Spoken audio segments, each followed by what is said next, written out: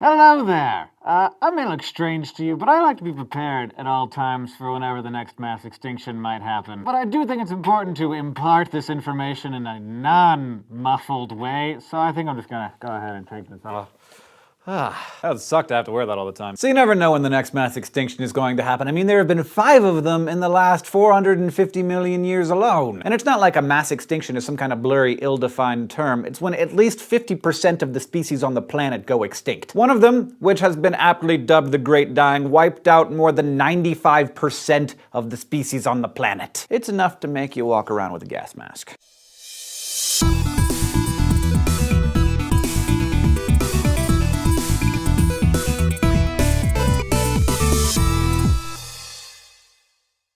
It's possible that the gas mask is excessive. It's also possible that it's useless. I mean, if we get hit by a big meteor, probably not going to help that much. Mass extinction events happen pretty fast on a geological scale, but the actual, dying occurs on our scale quite slowly, tens of thousands of years. And of course, the most important thing to look at here is what these 5 giant mass extinction events had in common so that we can see them coming. Climate change, usually caused by changing CO2 levels and relatively rapid global temperature changes. Yeah, so you see where I'm going with this? I don't mean to alarm anyone here, but the idea that the Earth is currently, as I sit here, going through a 6th mass extinction event is actually not that crazy. Scientifically, it actually might make really good sense. Before we even look at climate change, we already know that humans have been a strange and mysterious and new force for mass extinction. Current extinction rates are somewhere between 100 and 1,000 times what they would be naturally due to humanity's very enterprising nature. And that rate is similar to, or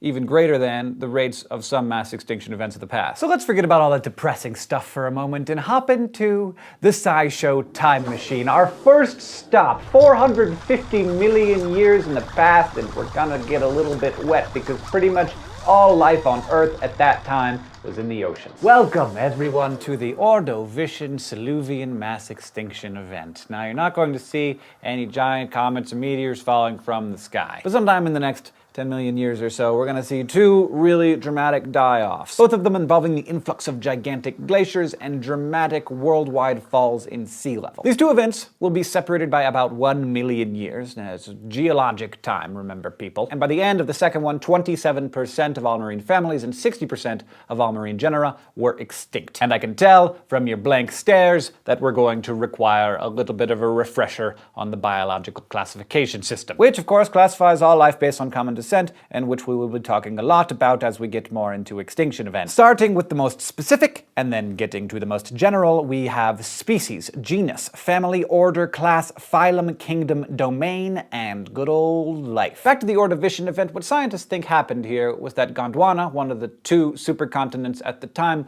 moved into the polar region. This set off a huge drop in temperature, also a huge increase in glacial formation, which dropped sea levels. Marine invertebrates were the hardest hit. 2/3 of all the brachiopod and bryozoan families disappeared. It was also a tough time to be a bivalve or a trilobite. And just because I find this fascinating, there's also another theory about what may have happened to cause the Ordovician event. A gamma ray burst from a hypernova somewhere within 6,000 light years of Earth. A supernova, that's when a star explodes. A hypernova is when a star that's like 100 to 300 times the size of the sun explodes. Even like 10 seconds of a gamma ray burst from a hypernova would completely destroy the ozone layer and dose everything on Earth with a nice, healthy amount of UV radiation. When I say healthy, I mean unhealthy. All right, everybody, back in the time machine. We're going ahead 100 million years to 360 million years ago to the late Devonian extinctions. This is the beginning of a prolonged series of mass extinctions in which half of all genera and 70% of all species will go bye-bye. Marine life will once again be hit very hard, but so will the spiders and the scorpions and the proto-amphibians, which are just taking their first steps out onto land. Narrowing down a time frame for this event has been difficult. Scientists can only say that over a period of 500,000 to 25 million years, that's a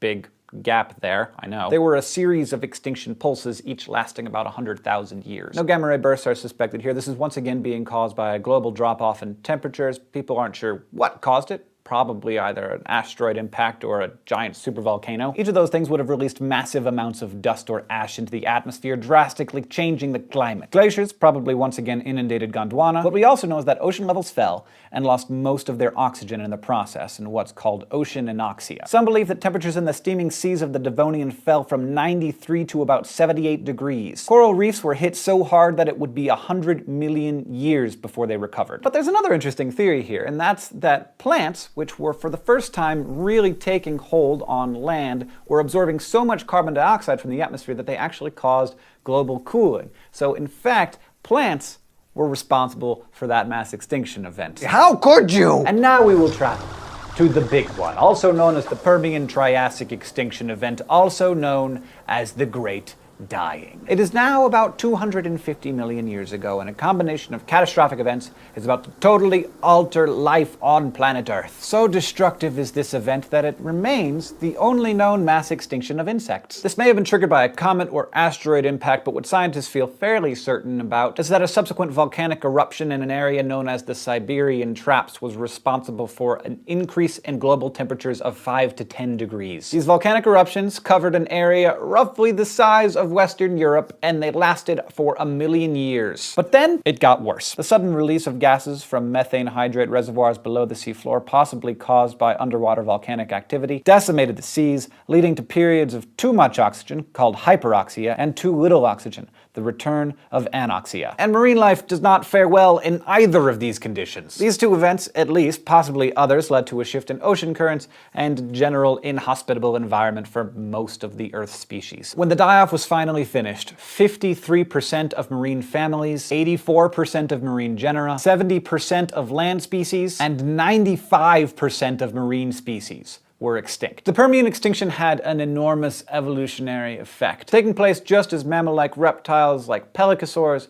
and therapsids were in their prime. It would be more than 30 million years before these vertebrates and the Earth in general would recover. But it did recover, until 200 million years ago, when the Triassic-Jurassic extinction killed off many early land animals. This includes the death of most of the therapsids, large amphibians, and the archosaurs, paving the way for the age of the dinosaurs. Scientists probably know less about this mass extinction event than any other, but what is known is that 23% of families and 48% of genera went extinct, but what was left fairly untouched were plants and dinosaurs, which now had a lot less competition. This was roughly the time when the massive supercontinent known as Pangaea was breaking apart due to volcanic eruptions. And the massive release of carbon dioxide from those eruptions may have caused some pretty intense global warming. Again, species don't fare well when temperatures increase quickly like this, and it wouldn't be an extinction event without scientists wondering about whether or not there was a massive impact of some kind. But so far, nobody's found any likely crater candidates. But you know where there is evidence of an impact crater? Right off the coast of Mexico's Yucatan Peninsula, and you've heard of this one. It's where a giant asteroid or comet struck about 65 million years ago, and that kicked off